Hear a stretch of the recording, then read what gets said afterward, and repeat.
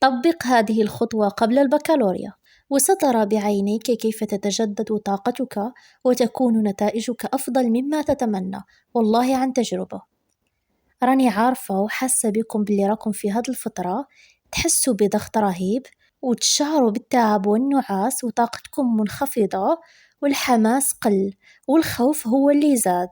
تشعرون وكأنكم في أسوأ حالاتكم النفسية والجسدية.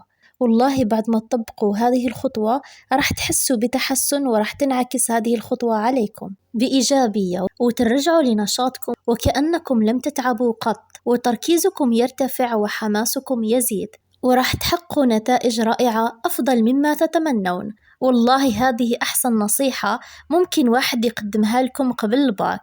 كامل الطلبة المتفوقين يطبقوا هذه الطريقة للتخلص من ضغط البكالوريا وتجديد طاقتهم والرفع من معنوياتهم، وهذه تعتبر ملاذهم لطرد القلق وتحقيق نتائج مشرفة تعوضهم عن كل تعبهم وجهدهم الذي بذلوه طيلة السنة أو كل مشوارهم الدراسي.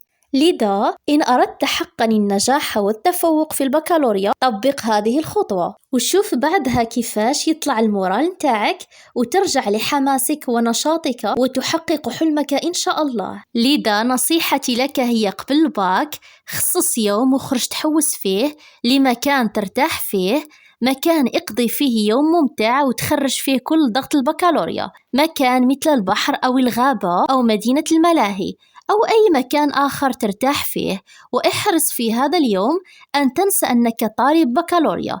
ما تخممش في الدراسة وانسى باللي عندك امتحان، حاول تستمتع بوقتك فقط، اقضي وقتا رائعا، صدقني بعدها ستتحسن حالتك النفسية والجسدية وتتجدد طاقتك وينعكس هذا كله على نتائجك. لذا احرص على تطبيق هذه الخطوة لتضمن نتائج رائعة بإذن الله تعالى. أتمنى أن تأخذوا هذه النصيحة بعين الاعتبار وتخبروني برأيكم ونتائجها عليكم بعد تجربتها. أتمنى لكم التوفيق والنجاح والتفوق في البكالوريا إن شاء الله. دمتم أحبتي في رعاية الله وحفظه. نلتقي في فيديو جديد إن شاء الله، وإلى اللقاء.